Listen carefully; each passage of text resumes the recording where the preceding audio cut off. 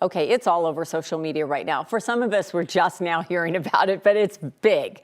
Dirty sodas, mixing soda with different syrups and cream for a bubbly kind of drink. With all that craze online, many people are saying, I got to get my hand on this. And joining our conversation to talk about the impacts on our health, of course, Dr. Coley, to talk about dirty sodas. First of all, it's a terrible name. It's a terrible name. It just seems like too much, right? Like sodas are already heavy on the sugar, heavy on the chemicals, heavy on all the things. And this is the dangerous trend. So this really evolved because people were looking for non-alcoholic alternatives, right? Okay. And if you go to a bar and you want to order a drink, usually your choices are alcohol or a soda. So to make sodas more fun, make it more like a mocktail, you add flavored syrup, you add cream, you add sugar, you might even add fresh fruit, you might add egg whites, and that's what a dirty soda is. But now it's sort of made its way even into fast food. So Sonic, for example, has a make it dirty option for all of the sodas on the menu. They call it that? Uh-huh. It's called Make It Dirty, and it's all over the world. You're seeing it in India and Asia, so we really do need to be talking about some of these health risks, I think. Okay, so it's just sugar? Too much sugar? It is sugar plus saturated fat. So before, if you just had a soda, you were getting sugar. In fact, sodas have now been added to this list of ultra-processed foods that's been linked to 30 different types of diseases, all the way from cancer to heart disease to bone density problems to all kinds of things.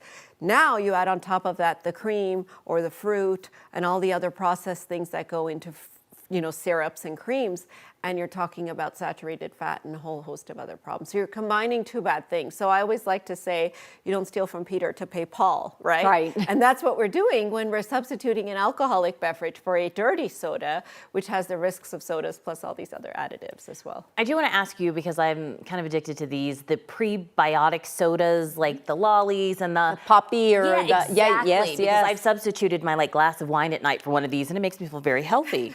But I think you're going to tell me something different. Well, it's a little bit of a marketing gimmick. So it does have these prebiotics in it, this thing called agave inulin, which helps add fiber.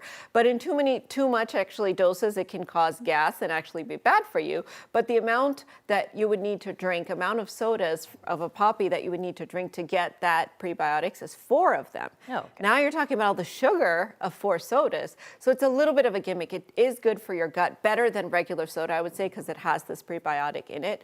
But instead, you're adding all this extra sugar. And so you might just want to drink something like a fruit smoothie at night, Alex, which has the real thought you were going to say, I could stick with my glass of wine. I'd be the healthy one. Dr. Coley, you're speaking my language. That's a lot to make a smoothie. We get home at like 10, 11 o'clock at night. So, girl, I'm not doing that. So, well, what do I do when I want the soda vibe? I'm eating my pizza and I want a soda vibe. Sparkling water or carbonated water, because that is low calorie. It doesn't have a lot of additives. It doesn't cause a spike in blood sugar. You just want to make sure that some of them, like Pellegrino, for example, has sodium in it. So if you are going to have a lot of those, just make sure you get one like Perrier, which is sodium free. Or you can make your own at home, which is just taking a water and taking carbon dioxide. And for a lot of people, it helps their gut digest a little bit better. Just keep in mind that carbonation on your teeth can sometimes be a little bit rough. So make sure you pay attention, because you have such beautiful teeth, both of you. Okay. And we want to maintain And we can't do the diet dirty soda, because you don't like diets either. No. The diet drinks are bad too. Yeah, the diet drinks, I mean, again, because they've taken out the sugar, they add things that have been linked to cancer and other things. So moderation is the key here. When I fly, I drink a Diet Coke because I like how it makes me feel when I fly. But if you're doing it every single day or doing a lot of it, just be mindful of the additive doses of these ultra-processed ingredients. I like that. She's not saying anything I want to drink. Water, I know. Drink water, everyone. Drink water. Sparkling water. And put a lime in it, put a little umbrella, make it feel like a cocktail. Thank you, Dr. Coley. As always, you can find more with her at 9news.com/Dr. Coley.